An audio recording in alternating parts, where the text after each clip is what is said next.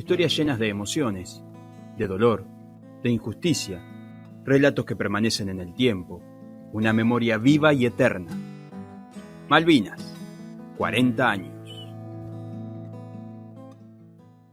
¿Qué tal? ¿Cómo están? Bienvenidos al programa especial a 40 años de la Guerra de Malvinas, donde vamos a repasar y a conocer diferentes testimonios de quienes vivieron la guerra de cerca, tanto sea excombatientes como también los propios familiares de aquellos soldados que les tocó ir a las Islas Malvinas. Vamos a conocer historias como la batalla de Monte London, el ataque ya conocido al crucero General Belgrano, el bombardeo por parte de la Fuerza Aérea Argentina sobre el principal buque inglés y también la emocionante historia del reconocimiento de los cuerpos en el cementerio de Darwin. Si les parece, nos metemos de lleno en la primera historia. José Real, sobreviviente del crucero General Belgrano, donde fallecieron 323 soldados, lo compartimos. El 2 de mayo de 1982, un submarino inglés atacó al crucero General Belgrano y provocó su hundimiento. Es el hecho más impactante de la guerra para nuestro país porque se cobró la vida de 323 soldados.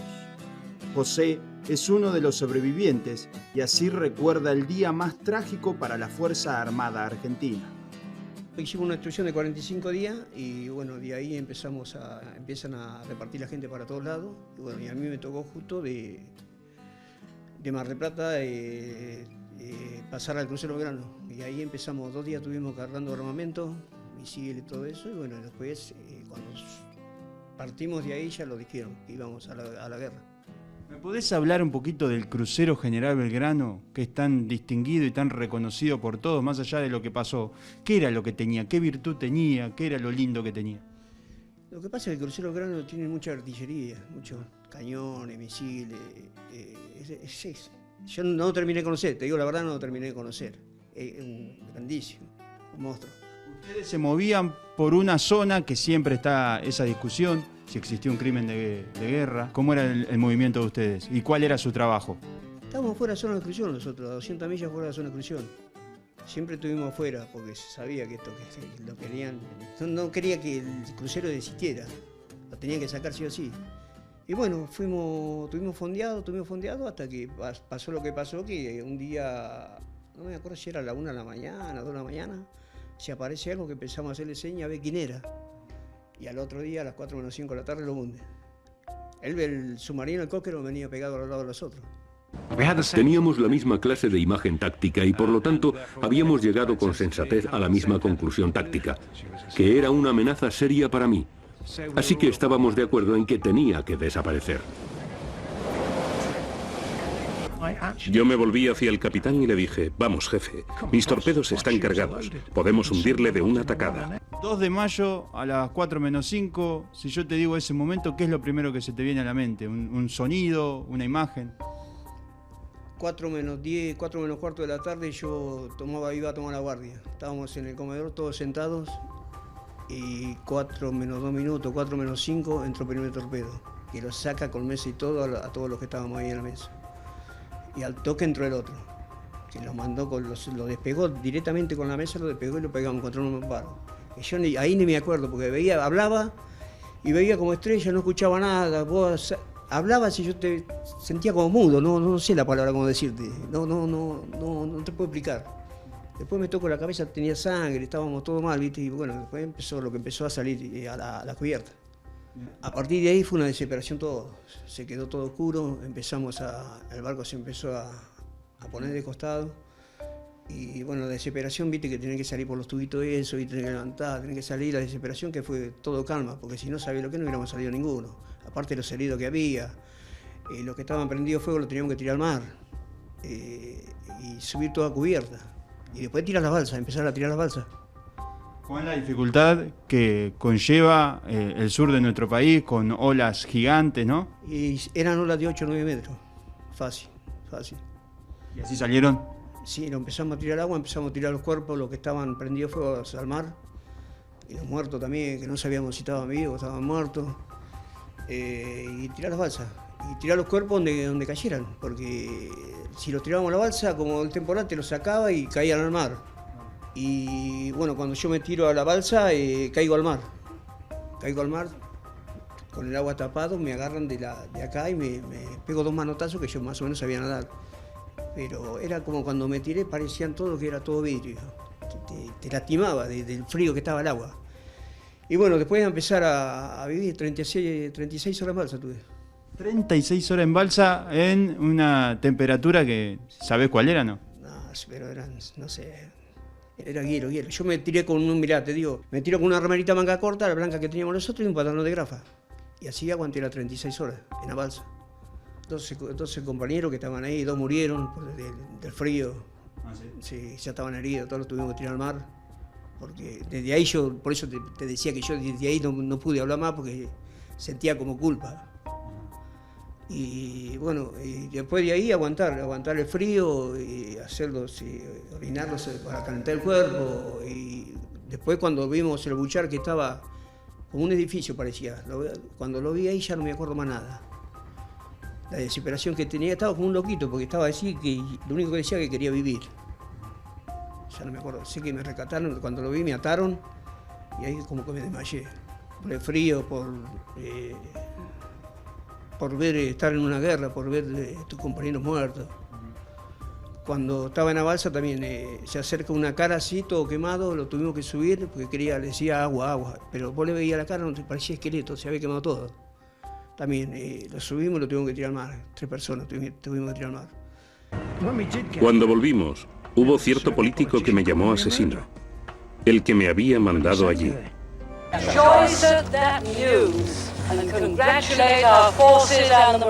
Fue tarde esa noche cuando nos sentamos y pensamos qué habíamos hecho. Y piensas, ¿cuántas personas iban en ese barco? Dios, pobres diablos, son igual que nosotros. ¿Cuánto tiempo estuviste sin hablar de Malvinas y por qué? Y fueron muchos años, fueron arriba de, calculo, 10 años, 15 años. No, porque me sentía culpable de todo lo que había pasado. Con mis compañeros, tirarlo al agua, tirarlo al mar. Y eso esos 15 días no me dejó vivir bien. Era como que estaba choqueado, estaba mal yo. Actualmente me cuesta hablarlo. ¿Y cómo saliste adelante? Y por el centro, gracias a mi compañero. Más te digo, cuando yo hablaba me agarraban de la mano para darme fuerza. Ves herido, ves muerto, ves prendido fuego, ves tirar de las balsas, tirar los cuerpos muertos, rescatarlos, tirarlos de vuelta porque no sabes los días que va a estar. Y todo eso es algo que la cabeza empieza a trabajar bien. ¿Viste cuando pensás que decís, tengo el segundo, estuve en una guerra? Yo estuve en una guerra, ¿viste? No lo puedes creer. Y el crucero Grano fue mi casa. Es como que fue mi casa, estuve los pocos días que viví. ¿Viste? Estábamos ahí, habíamos hecho mucho compañerismo, todo, ¿viste? ¿Volviste a Malvinas? No. Sí, me gustaría volver el lugar que lo hundieron a nosotros. ¿Ah, sí? ¿Por qué? No sé. Puedo decir 40 años pasaron ya. Estos días estamos mal, medio sensibles. Te quería preguntar precisamente por eso, ¿qué significa que si es una fecha más o si los 40 años permiten una reflexión más profunda?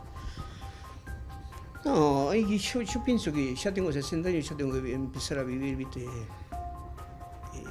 Mejor, estamos bien, pero el centro también se ocupa de la comunidad, de la gente, estamos haciendo muchas cosas y a nosotros nos fortalece eso. Realmente emociona escuchar el testimonio de José, quien, como él mismo contaba, estuvo 15 años prácticamente sin hablar de la Guerra de Malvinas, así que le agradecemos su testimonio y vamos a seguir compartiendo historias, como es el caso de Carlos Cachón, quien el destino lo puso como el protagonista principal de aquel recordado 8 de junio de 1982, recordado también como el Día Negro de la Marina Inglesa. El 8 de junio de 1982 fue sin dudas el día más difícil para la Marina Británica. Un ataque aéreo argentino provocó más de 100 bajas entre muertos y heridos de consideración. Por razones del destino, Carlos Cachón estuvo a cargo y fue el gran protagonista de la misión. Así lo recuerda. Suena un teléfono y escucho al jefe de escuadrón que recibía noticias sobre el requerimiento de una misión, que era ataque a buques que estaban desembarcando en Bahía Fitzroy. y empezamos ya a ver el lugar de ataque, por dónde íbamos a entrar y todo. Donde atacaban 8 aviones. Hay 2 aviones que no reabastecen, que es Autiero y Carballo, que era mi jefe de escuadrilla. Carballo me dice ahí una frase que quedó acuñada en la historia, ¿no? Cachón, hágase cargo y condúzcalos a la gloria. Bueno, ¿cómo le dijo? Cachón, hágase cargo y condúzcalos a la gloria. ¿Y ahí? Y ahí yo era la primera vez que era jefe de escuadrilla. ¿Ustedes tenían un buque como destino, como objetivo? Sí, teníamos 2 buques que estaban desembarcando ahí en Bahía Agradable. Todo el mundo sabía que teníamos que bajar del barco. Todos sabíamos que teníamos que desembarcar.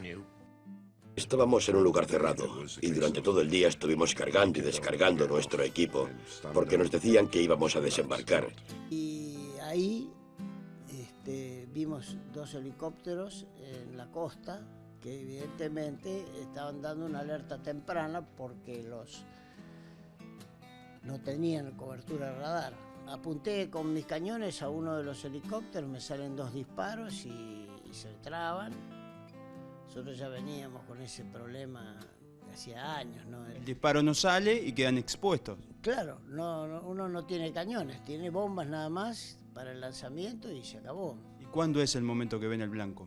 Volviendo por el mar, nosotros teníamos la posibilidad de ver todas las bahías con la otra perspectiva, ¿no? Y ahí, una vez que estábamos en la mitad del viraje, uno de los numerales me dice que tenía los blancos a la vista, me los refirió. Ahí nos metimos detrás de una península, bien rasante, no nos tenían a la vista, no nos veía nadie. Nosotros sí veíamos la posición de los barcos.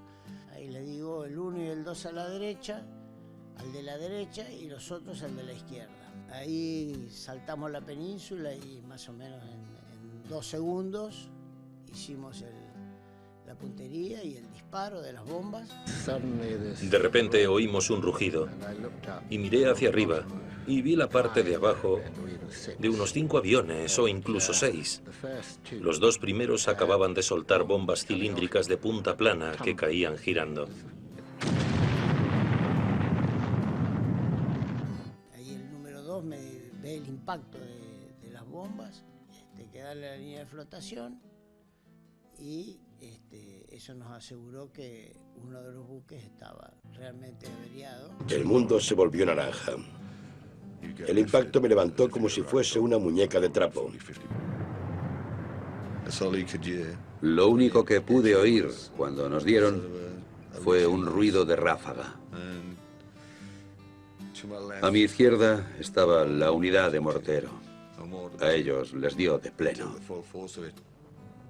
Cuando estábamos aterrizando sale la otra escuadrilla para atacar la zona. Ese sí fue un error de conducción, no hay duda.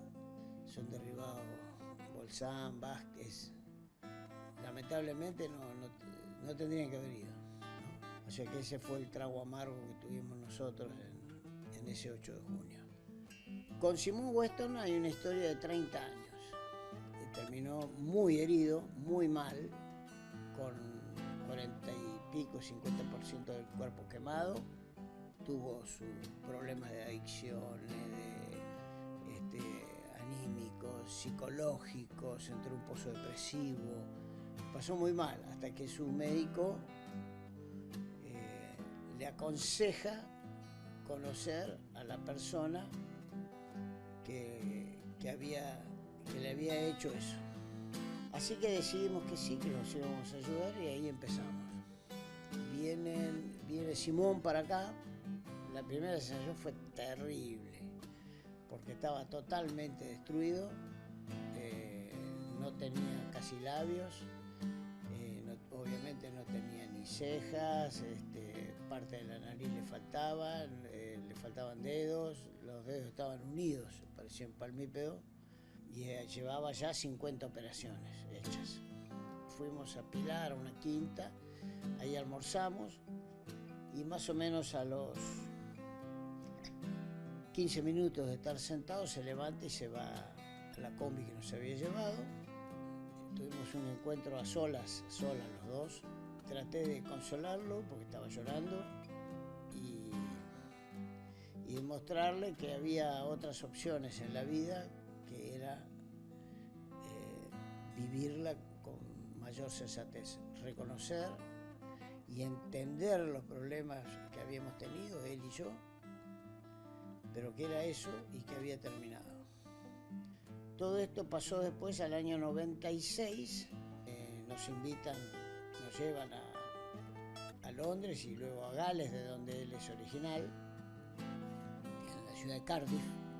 Nos encontramos con la mamá, con la señora y con los chicos. ¿Cómo era la reacción hacia usted? La mamá muy mal. No había pasado mucho, le doy a uno de los chicos, le doy unos caramelos y qué sé yo. Y el chico vino corriendo, subió y se me sentó en la falda. Entonces ya con su señora Lucy y su mamá vieron que los chicos expresan lo que su corazón manda, ¿no? Y ahora vino, hará un mes, estuvimos acá en casa, y después de 30 años fue la primera vez que lo vi reír. Así que creo haber cumplido el objetivo. Si lo vuelven a convocar, ¿va? Por supuesto, sí. Para esto hubo otro conflicto. Sí, no tengo duda. Sí. La patria está sobre todo. Sobre los dolores, sobre las grietas, sobre todo. Hasta sobre la familia. Nosotros siempre tuvimos una escala de valores. Dios, patria y hogar, ¿no? La patria está sobre la familia. Sobre la familia, obviamente. Sí. Todos los 2 de abril me imagino que son especiales, pero los números redondos como que permiten una reflexión más profunda. Estos 40 años, ¿qué le generan? Creo que es el broche de oro de la vida, ¿no? Donde uno siguió una profesión y siempre lo hizo para defender la patria. Siempre decíamos subordinación y valor para defender la patria. Subordinación y valor para defender la patria. Y todo es para defender la patria. Y llegó el momento y estábamos ahí y no nos quedó otra que defender la patria. Y a 40 años de haber cumplido con eso, cada vez yo particularmente veo que hemos cumplido más que nada en la vida con nuestro juramento de seguir constantemente la bandera y defenderla hasta perder la vida. Subordinación y valor.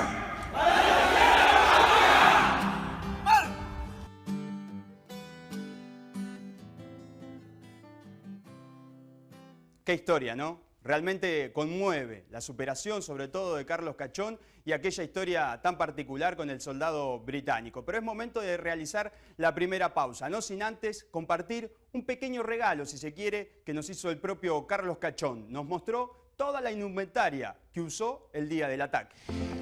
Este casco es el que voló en Malvinas. ¿No? Este es el buzo de vuelo que yo usaba cuando fui a Malvinas también, ¿no? Con los escuditos, todo. El grado de capitán. Esto se infla, son vejigas de aire que aprietan acá, acá y acá, ¿no es cierto? Este equipo anti-G lo que hace que cuando uno hace maniobras muy exigidas, digamos, de mucha gravedad, infla todo el cuerpo y evita que a uno le falte la sangre en la cabeza, en el cerebro. Esto va conectado a una válvula que está con un resorte graduado y a medida que aumento las gravedades, toma aire del compresor, ingresa por acá, ¿no es cierto? Y infla las vejigas estas que tiene acá y de la cintura. Este es el arnés y este lo asegura al piloto al asiento. Como es un asiento eyectable, va enganchado acá, ahí. Por supuesto que este está para cuando yo tenía 30 años. Ahora tengo como 5 kilos de más. Cuando uno sale, se eyecta, sale con todo esto. y el asiento. Está enganchado acá. ¿Estas son de original de Malvinas también? Sí. Estas son originales, ¿ven?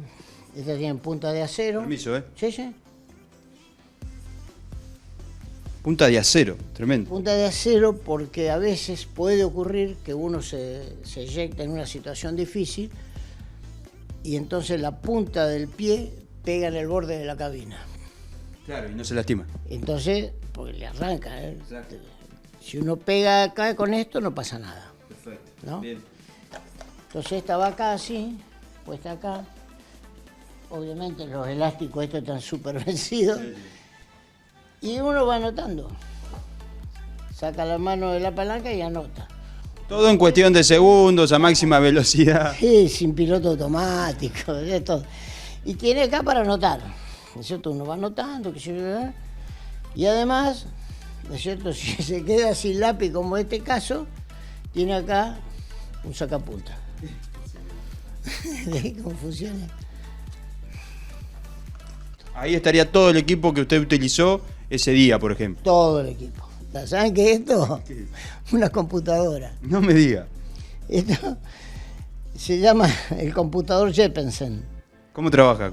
Esto, todo acá es una regla de cálculo. Ajá. Es lo que se llama regla de cálculo, nada más que en vez de ser recta, es circular.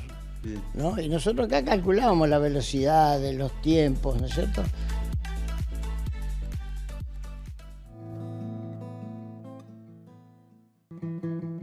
Historias llenas de emociones, de dolor, de injusticia, relatos que permanecen en el tiempo, una memoria viva y eterna. Malvinas, 40 años. Seguimos compartiendo historias en este especial a 40 años de la Guerra de Malvinas. Momento de disfrutar y compartir la palabra de Fernando Álvarez, quien formó parte de la famosa batalla de Monte London, un combate prácticamente cuerpo a cuerpo que el propio Álvarez recuerda de esta manera. No podemos hablar de la Guerra de Malvinas sin hacer mención a la batalla por Puerto Argentino, más conocido como el combate de Monte London. Fernando lo recuerda como si lo estuviese viviendo.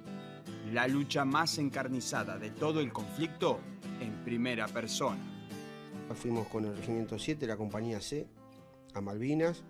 Llegamos a Puerto Argentino de noche, caminamos hasta nuestra primera posición, caminamos casi unos 30 kilómetros, con todos los bolsones porta equipo, todo. Bueno, era algo muy nuevo para nosotros y en ese entonces todavía pensábamos que no iba a pasar nada, ¿no?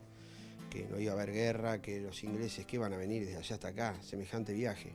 ¿A ustedes les tocó estar en primera línea de combate? ¿Estaba programado así o con los diferentes movimientos tanto de ustedes como de los británicos quedaron en la primera línea? Sí, el Regimiento 7 de hecho fue uno de los regimientos que más baja tuvo en Malvinas por la exposición que nos tocó. Las últimas noches, sobre todo a partir del 11 de junio, en Monte London. Yo pertenecía al grupo apoyo de una de las secciones. El teniente primero ordena que una sección de nuestra compañía, que era la primera, con 46 hombres, apoyara a la B, que ya estaba siendo diezmada. Y bueno, después de que comenzaron los ataques del 11 de junio, medio se descontroló todo, medio se perdió un poco el orden. Estaba durmiendo y empecé a sentir disparos. Salí de mi posición y eso eran trazantes por todos lados, y tiros y tiros y tiros.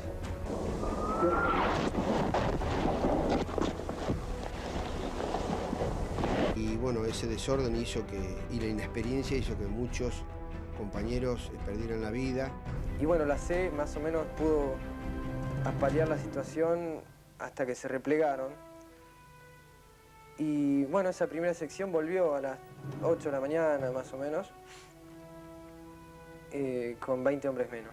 Ellos de un día para el otro ya estaban en las playas y empezaron a ocupar lugares.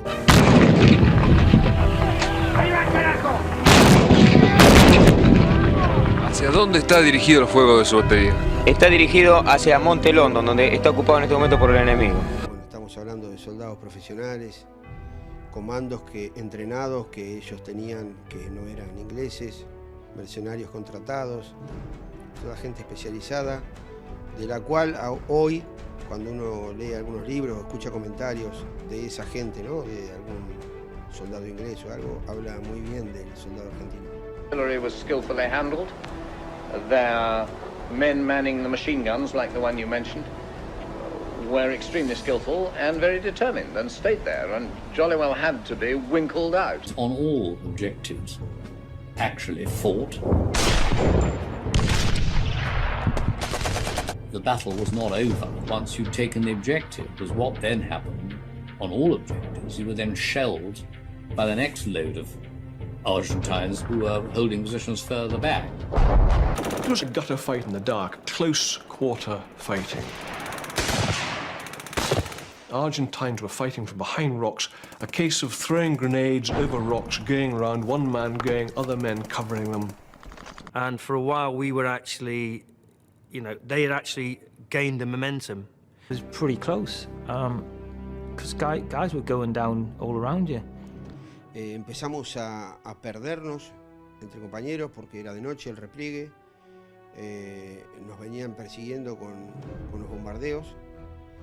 Y llegando al cuartel el viejo cuartel de los Royal Marines, volamos ahí por el aire, fue de noche, mucha munición trasante, muy aturdidos, muy perdidos, no sabíamos dónde estábamos, qué pasaba. Siguieron bombardeando, aún después que el gobernador de las islas había firmado la rendición, pozos con agua congelada.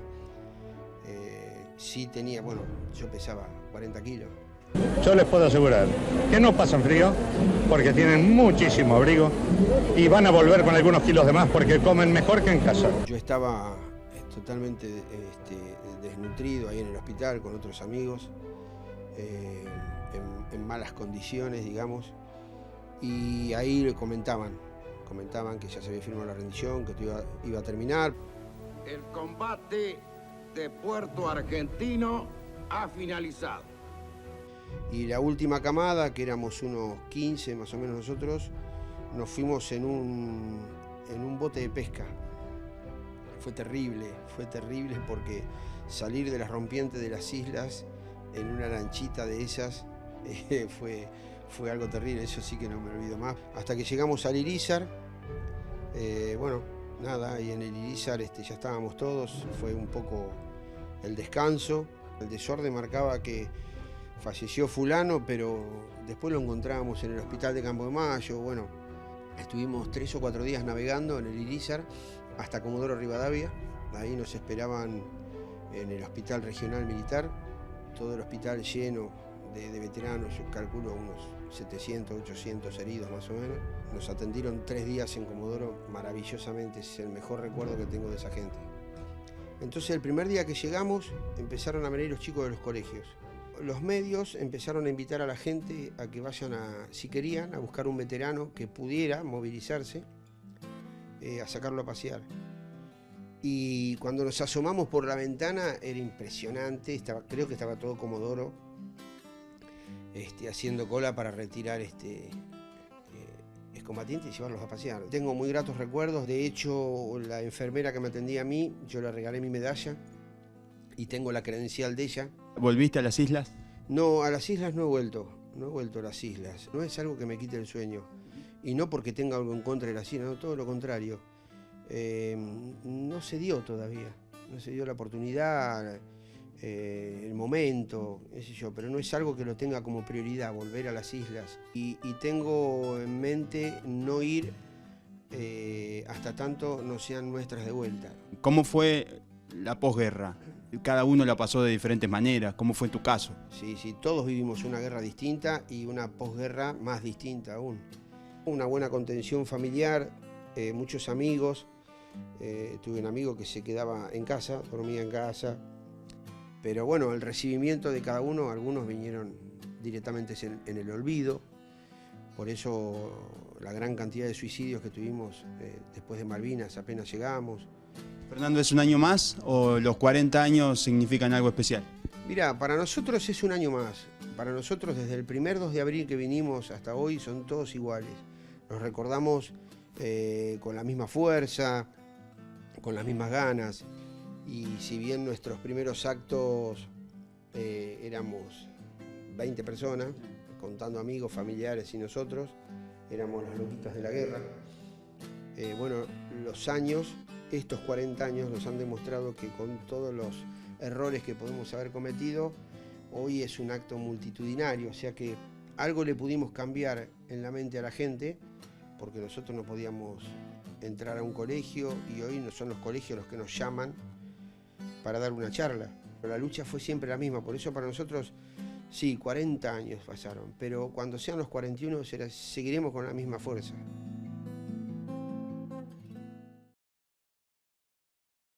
Y aquí también tenemos un bonus track porque Fernando Álvarez nos llevó a recorrer su casa y en un lugar muy particular con una pintura que él recuerda con muchísima emoción. Esto es un mural que me regalaron mis amigos veteranos porque, bueno, hablando desde un principio de la actividad social, construí un quincho acá donde nos juntamos generalmente toda la banda de veteranos y, bueno, decidieron hacerme este obsequio, que es la imagen típica de dos soldados ayudando a un herido, ¿no? Y esto que ves acá es el único telegrama que yo recibí en Malvinas.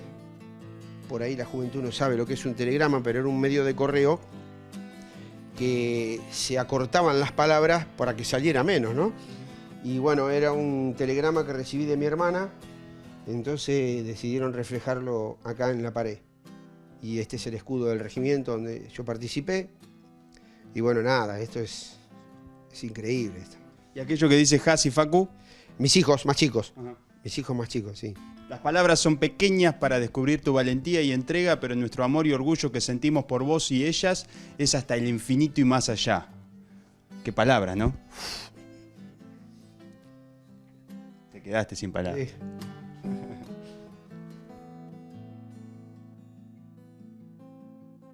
Hasta el momento fuimos compartiendo historias de excombatientes, pero es momento de hablar de la familia, de los que quedaban de este lado y de los que sufrían la salida de sus hijos rumbo a las Islas Malvinas. Federico Planes es papá de Marcelo, un soldado colimba clase 1963 que no le tocaba ir a la guerra, pero fue por decisión propia y lamentablemente no regresó.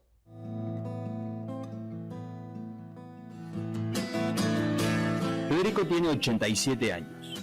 Aún resuena en su cabeza el día que se enteró que su hijo Marcelo iría a pelear por la patria.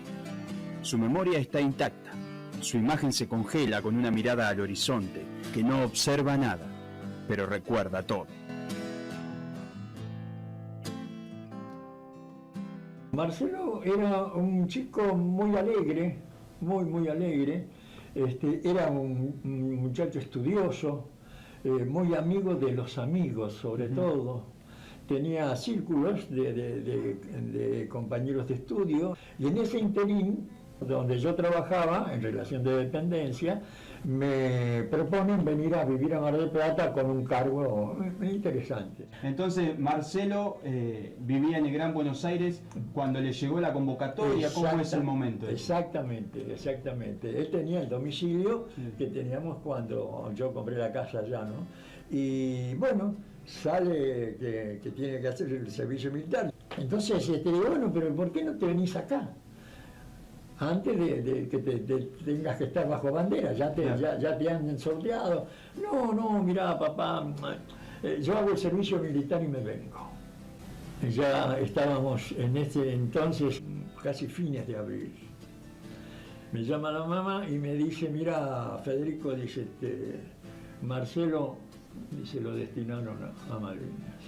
¿Y cómo fue esa noticia, recibirla? Bueno, yo confieso que lloré mucho toda la tarde. Fue un golpe muy grande, no lo esperaba nunca, jamás imaginé esto, nunca. ¿Y usted no se pudo despedir, no lo pudo ver? No, al contrario, la madre me llama para darme la noticia y me dice, dice, Marcelo me dijo que te dijera, que te sintieras orgulloso que su hijo va a defender la patria. Y eso me terminó de destruir, ¿no? Y después de mucho tiempo tengo conexión con los que fueron los compañeros de él en Ciudadela. Entonces se suelen reunir Bueno, me han invitado y algunas veces he ido. Y ahí me encontré con el que fue el cabo en el momento que fueron allá. Me encontré con, por supuesto, compañeros que convivieron con él, con Marcelo en la trinchera incluso. Y ahí conozco al cabo, que seguía en carrera, y me cuenta cómo fue el hecho de que Marcelo fue a Malvinas. Dice que a él le da la orden, ¿no? A este cabo, él junta a sus hombres, hacer una doble fila, y él con su carpeta de apuntes iba pasando por cada uno y los iba anotando.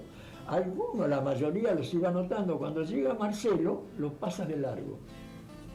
Y sigue anotando que estaba ahí, al otro que seguía, y entonces Marcelo dice que le pega un grito: mi cabo, me deja hablar, mi cabo, quiero hablar con usted, qué sé yo. ¿Qué te pasa?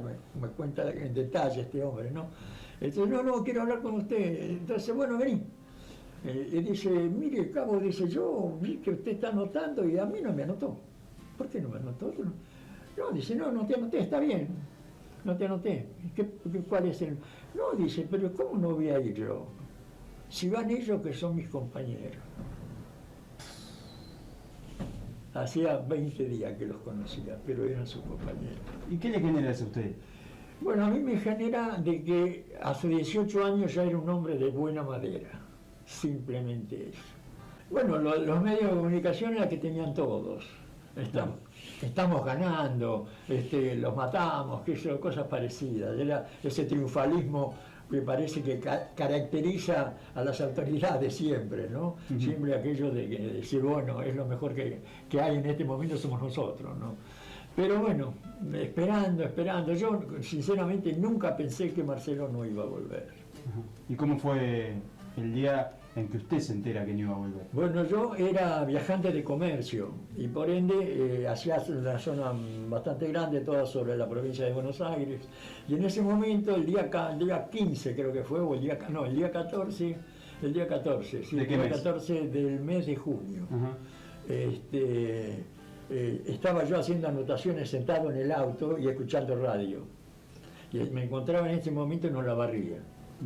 Y entonces la noticia de que Argentina perdió la guerra, se firmó, se capituló. Pero bueno, llegará Marcelo de vuelta, veremos Marcelo de vuelta. Bueno, pasó esa semana y el domingo, era el 20 de junio, era el Día del Padre, parece una ironía. Me llama la madre para decirme que Marcelo había muerto en la guerra. Que habían ido del cuartel a llevarle las pertenencias de Marcelito. ¿Pudo viajar al sur? En el 2009 me dicen, Planes, parece que hay la posibilidad de viajar. Entonces, bueno, te imaginas, poder viajar. No hay nada, es el viento y es la turba marinera y las cruces blancas que te choquean enormemente. Lo busqué y encontré la placa de él.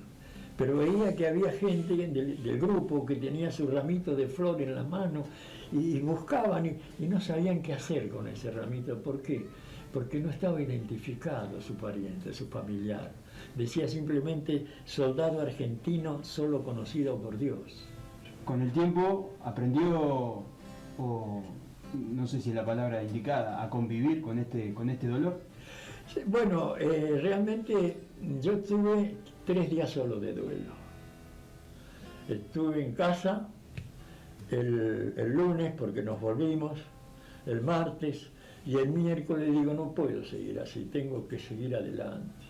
Y bueno, otra vez a tratar de volver a buscar la normalidad de la vida, ¿no es cierto?, a cumplir con lo que uno tenía sus obligaciones, mantenerse. Pero bueno, algo que realmente me marcó desde un primer momento era qué poder hacer para que aparte del padre, la madre, su hermano, supiera que él había muerto por la patria. Claro. Con sus 18 años, con sus jóvenes 18 años. Y bueno, me propuse de ponerme en contacto, de tratar de que alguien más supiera que hubo un joven argentino de 18 años, Gustavo Marcelo Planes, que dio la vida por la patria, que es lo mismo que dar la vida por todos nosotros. ¿Por qué se hicieron estos muchachos? Por eso yo respeto tanto a los veteranos de Malvinas, porque ellos pusieron el cuero. Momento de hacer la segunda pausa en este especial de los 40 años de Malvinas por la pantalla de Canal 2. Queda mucho por compartir. En el próximo bloque vamos a hablar y vamos a conocer el detrás de escena, los pormenores de lo que fue la identificación de los cuerpos de los soldados argentinos en el cementerio de Darwin. Historias llenas de emociones, de dolor, de injusticia, relatos que permanecen en el tiempo, una memoria viva y eterna. Malvinas, 40 años. Seguimos compartiendo historias en estos 40 años de la Guerra de Malvinas. En este programa especial por la pantalla de Canal 2 es momento de hablar ni más ni menos que del cementerio de Darwin. José Luis Capurro, excombatientes, nos cuenta los pormenores, todas las situaciones que debieron atravesar para llegar finalmente a la identificación de los cuerpos en dicho cementerio. La guerra había terminado, pero aún quedaban cosas por resolver. Cientos de argentinos habían sido enterrados en el cementerio de Darwin sin ser identificados. José Luis Capurro, excombatiente, nos cuenta el detrás de escena de la gestación de este programa de reconocimiento. Viajamos junto a Julio Aro y a José María Racha a Londres por un encuentro de veteranos a aprender sobre estrés postraumático, que era uno de los temas que nosotros estábamos buscando. Trajimos muchas satisfacciones. En una segunda etapa de esa visita también tuvimos la fortuna de encontrarnos con Jeffrey Cardoso y poder concretar el tema del reconocimiento a nuestros caídos de Darwin, porque pudimos conseguir el informe del entierro y a partir de eso se formó la fundación y se hizo todo el trabajo humanitario de reconocimiento. No estaba identificado su pariente, su familiar. Decía simplemente soldado argentino solo conocido por Dios. Y aparte del dolor y de las lágrimas y del silencio que nos envolvía, no saber qué hacer con esas florcitas que habían llevado con tanto amor. Jeffrey Cardoso era un coronel británico que llegó a las islas después de la guerra, no es veterano, pero él tuvo a cargo primero tuvo a cargo la disciplina de los soldados británicos en la isla. Y a medida que fue pasando el tiempo y iban encontrando cuerpos después del deshielo, se hizo cargo del entierro de todos los cuerpos argentinos. Lamentablemente no podía reconocerlos a todos, entonces él hizo un gran trabajo de recopilación de datos que nos permitió comenzar con el trabajo de reconocimiento de nuestros compañeros. Tuvimos varias charlas junto a él en los distintos lugares de asistencia de los veteranos y en esa charla nos enteramos que él había sido el que hizo el entierro. Él ya lo tenía pensado evidentemente, pero nos midió, entre comillas, para ver qué era lo que queríamos. Y uno de los últimos días de nuestro viaje en Londres, él nos entregó en mano el informe que él había hecho en el año 82. Cuando yo he dado el informe a Julio, era porque yo sabía que sería útil. Entonces no era una decisión ligera, era llena de potencial. ¿Te podemos pedir algún detalle que se pueda conocer de qué trataba el informe, qué era cuál era su contenido? El informe, cuando nosotros lo recibimos, él nos dijo, nos lo dio en un taxi de Londres, nos dio a los tres, me lo entregó a mí en mano, dijo, ustedes van a saber qué hacer con esto. Y nosotros al principio no sabíamos qué era. Cuando empezamos a investigar y a ver, estaba en inglés, ninguno de los tres sabía inglés. Mi hermana, Laura Cerati, que trabaja en IOMA, trabaja junto con Julio Aro. En este momento Julio le hace entrega de unos documentos que trae de Inglaterra, que le había dado Jeffrey Cardoso para traducción. Ella hace la primera traducción, me la entrega a mí, la primera versión de la traducción en realidad, me la entrega a mí, y yo la reviso y la corrijo. Y ahí me entero de la información que había traído Julio desde allá. Los cuerpos, los elementos que habían encontrado, y realmente fue algo choqueante, impresionante, porque en realidad, si bien yo ya era grande en el 2009, cuando fue la Guerra de Malvinas en el 82 yo tenía 12 años. y los recuerdos y las memorias de ese momento fueron muy fuertes, todavía están como muy presentes. Entonces, el hecho de poder ver el registro de un soldado inglés, de lo que había visto ese soldado inglés en ese momento, fue realmente fuerte. Era un informe tan detallado que hasta precisaba lugar, fecha, de dónde se encontró el cuerpo, en qué momento, en qué... tenía tantos detalles que eso nos permitió hacer un trabajo pormenorizado de la cuestión. Todas las veces que yo he hallado un cuerpo, un soldado, yo pensaba en la madre, que era a mi lado, y cada paso que yo he tomado con su hijo, la madre era conmigo. Y entonces una tarea que hubiera sido muy difícil a cumplir, a terminar, para mí fue bastante fácil, porque había al centro de mi motivación la madre. Y ahí había que empezar a contactar a los familiares de los soldados que no habían sido reconocidos en su momento. Tal cual. Eso fue una cuestión de decir, bueno, ¿qué tenemos que hacer? Hacemos un banco de ADN. Bueno, ese fue el gran trabajo de Julio, que comenzó a recorrer el país buscando a los papás, porque no había muchos datos se perdieron con el tiempo. Hoy día con la tecnología por ahí se podría hacer más fácil, pero esto fue un trabajo artesanal, familia por familia, persona por persona. ¿Tuvo hasta la participación de Roger Waters? Tal cual.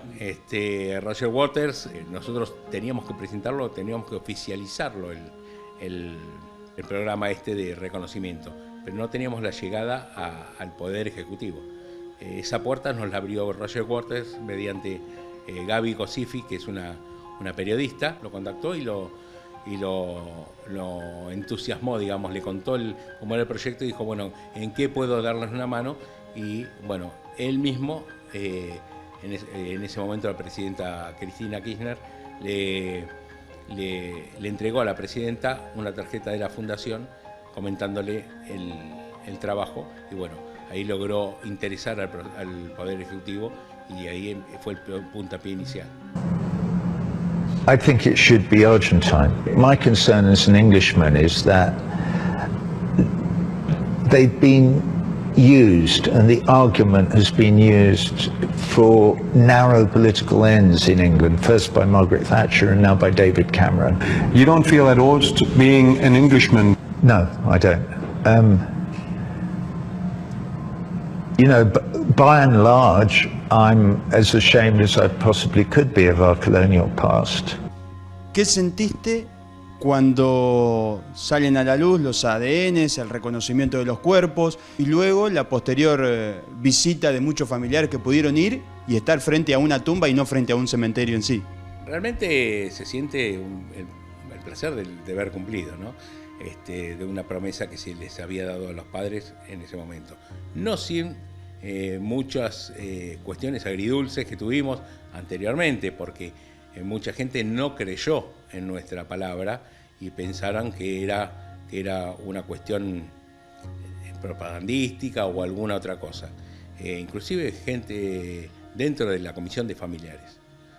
Hasta que se les pudo demostrar con verdad el trabajo que estábamos haciendo fue muy difícil. Así que realmente ver a todos los papás en el cementerio, los que estaban en contra y los que no, todos juntos, fue un gran placer porque es pensar que con la verdad se llega siempre a un buen final, ¿no? Nosotros íbamos con la verdad, no nos creían, pero cuando la pudimos poner sobre la mesa, la cuestión fue otra. Poder identificarlo, poder cerrar la historia, que descanse en paz y que nosotros también podamos dejarlo descansar en paz. Ver que la lápida diga el nombre del tío es muy fuerte. Es inmensamente hermoso que siento que lo llevamos y que lo sabemos ahora que dónde está. Podíamos ver estas familias andando con un paso muy pesado, con un corazón muy pesado también, con una mirada un poco vacía. Y luego, al frente de la tumba de su hijo, esta tristeza tan fuerte que ha durado 36, 37 años.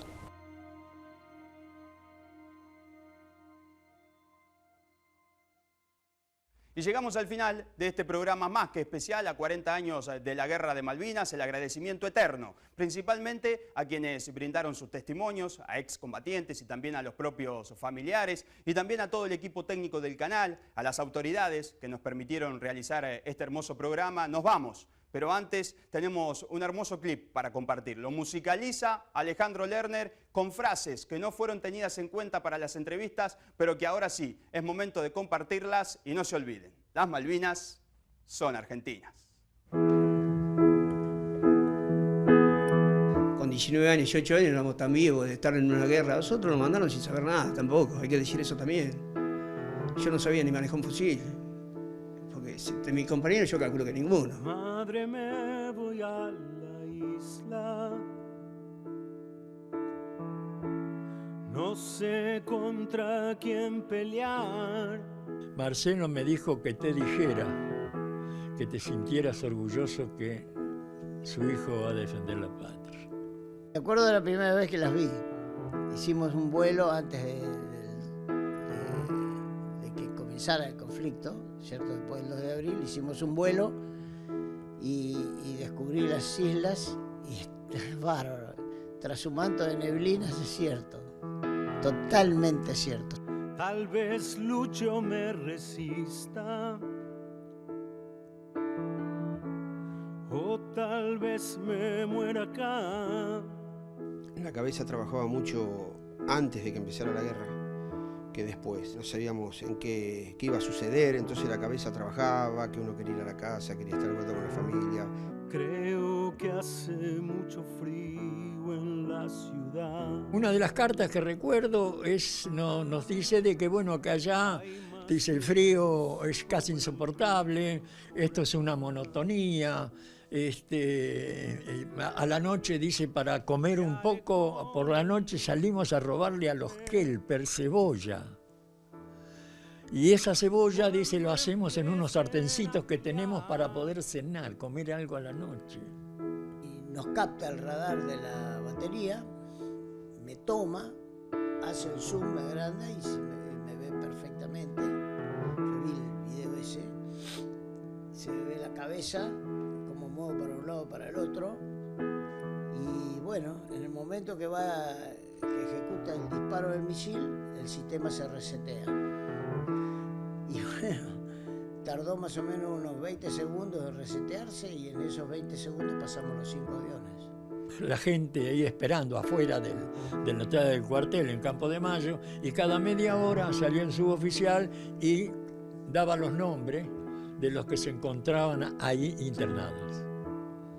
Y esa operación se repitió varias veces cada media hora. Y bueno, yo cuando la segunda vez fue, digo, mire, vamos, no. Con el casco y con las botas, ni siquiera sé marchar. Creo que hace mucho frío por acá. Hay más miedos como el mío en la ciudad.